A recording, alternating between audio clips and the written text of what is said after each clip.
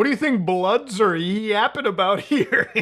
Now, if you're old enough to remember this, animation, this login animation, you're probably old enough to know just what fun MSN Messenger used to be, you know? All the crazy, kooky people that you'd find over there trying to catfish you, the spooky chat rooms that you jumped into as a kid. Yeah, I used to love sending messages, emoticons, playing games, maybe firing up the old 144p webcam. Yeah, it was a fun time, you know? It was a hallmark of growing up in the internet generation. But you know, everyone usually has something that they pretty much use for a specific feature, like for videos, we probably watch it on YouTube. For live streaming, you probably use Twitch TV, or maybe YouTube, depending on who you are. When it comes to mods, you might just be using Nexus mods. But I feel like for talking to each other, like every 7 or 8 years, we as a society just switch entire platforms, okay? Now, for anybody that obviously hasn't been keeping up, Skype has been killed, okay? If you go to the download page, you'll get, oh, where'd that page go? You know, I feel actually pretty goddamn old. If you fired up Skype on your device, and I know about this pretty well because I actually use Skype on a near daily basis, or at least I used to. It says, goodbye, Skype. Hello, Microsoft Teams. Now, I am a reluctant Microsoft Teams user, but I'll get to that in a bit too. Skype for me has a pretty special place in my heart because, as you all know, I've been a content creator for over 10 years at this point.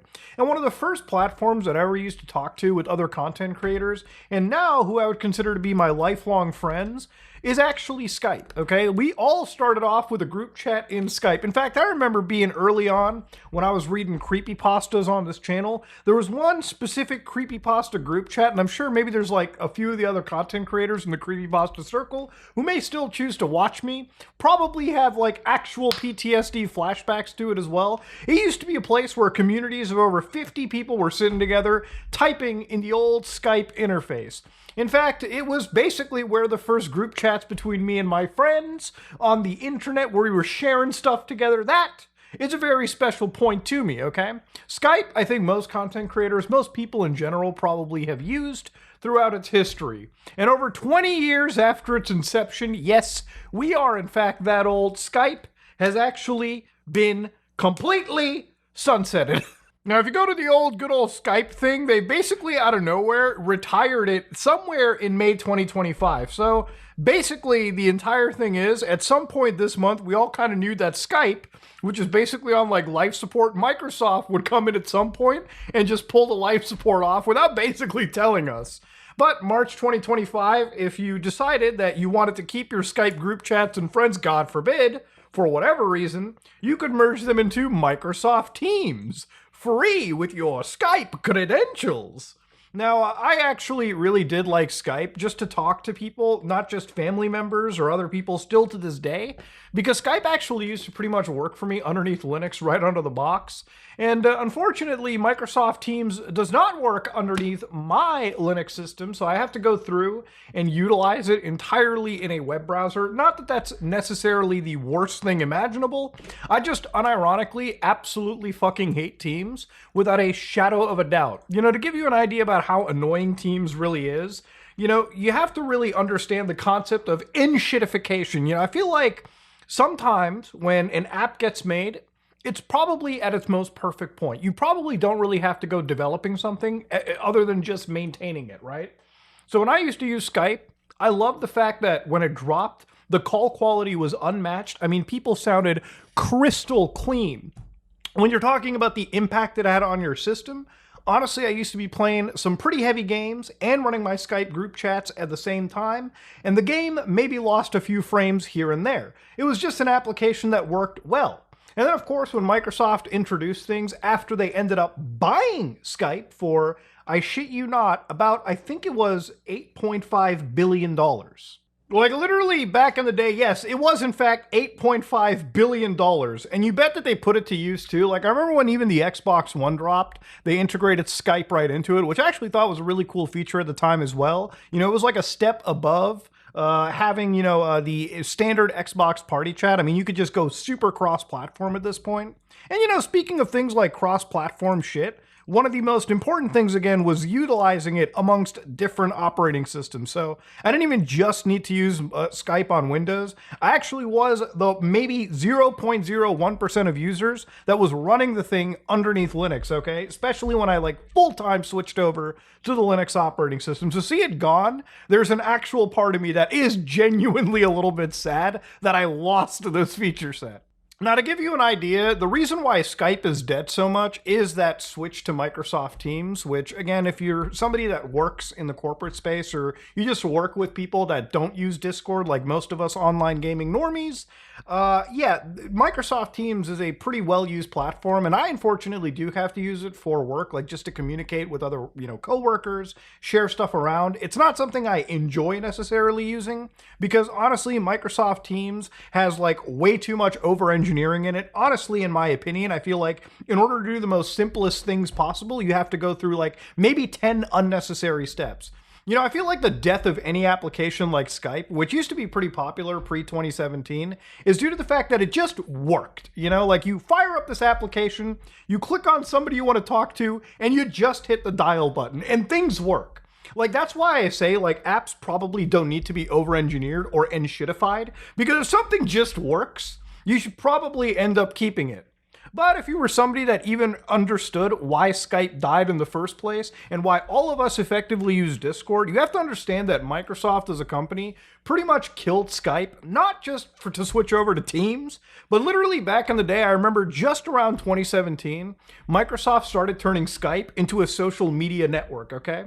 Similar to like having things like stories and all these cluttered features that literally, I don't know why companies choose to do this, like turn every single application into like social media light. Not every single thing needs to feel like Instagram or Snapchat or WhatsApp or anything, okay?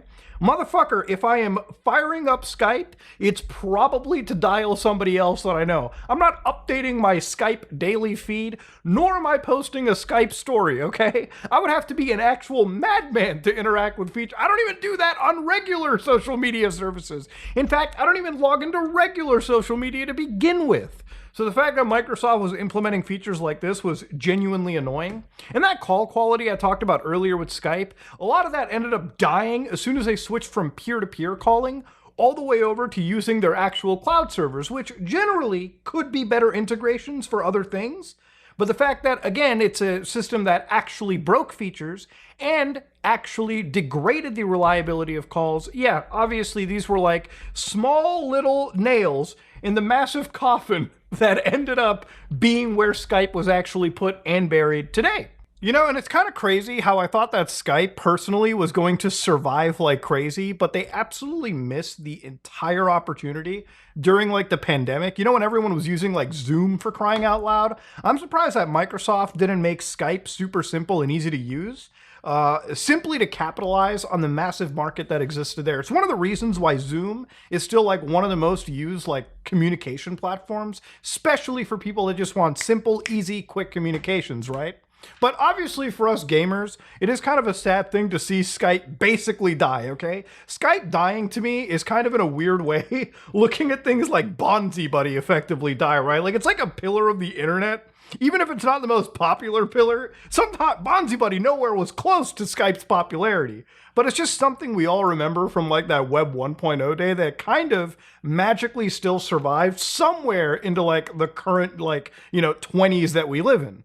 And obviously, if you look at where Bonzi Buddy is now, not only is it dead, but motherfucker, it is set entirely on fire and it is begging just to be brought back. Which I didn't know this, but apparently somebody on itch.io like actually remastered Bonzi Buddy. So maybe I might even make a video on this, to be real with you, just because Bonzi Buddy has a very, very special part to me, okay?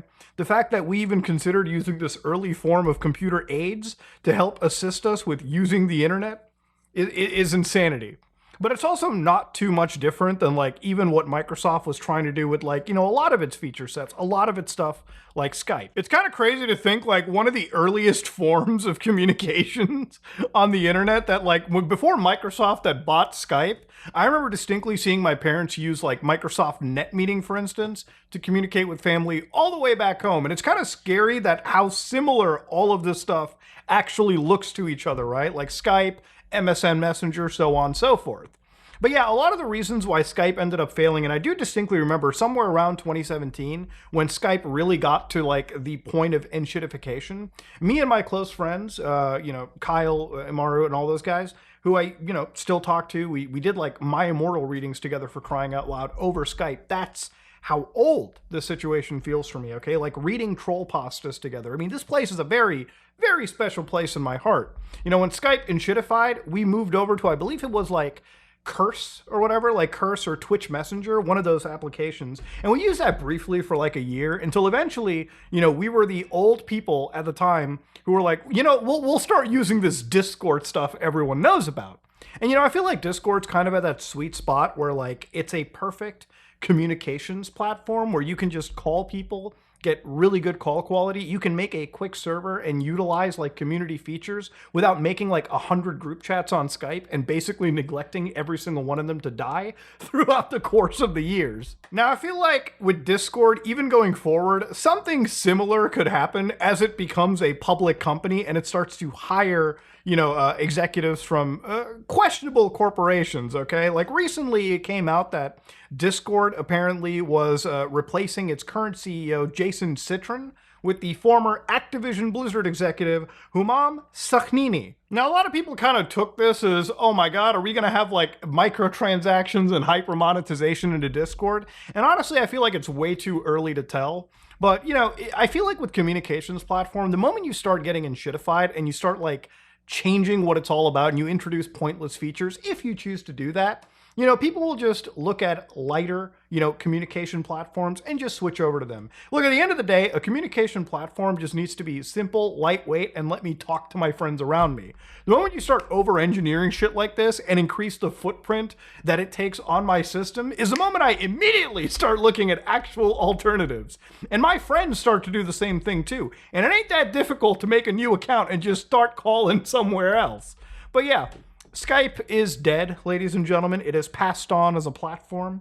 And to give you an idea, it's kind of bittersweet. It's kind of sad, to be real with you, because I really do think Skype was almost an institution. And I think it's a great example of like what happens when a company like Microsoft jumps in, spends literal billions of dollars to buy one of the most popular applications of the time, and completely drives it into the ground without realizing what it actually really was about in the first place. Now, thankfully, if you're somebody that has a big memory with Skype and people you still talk to, like me, at least you can use Microsoft Teams. God forbid, okay? I mean, we're kind of replacing something reasonably okay with pure fucking unadulterated cancer at this point.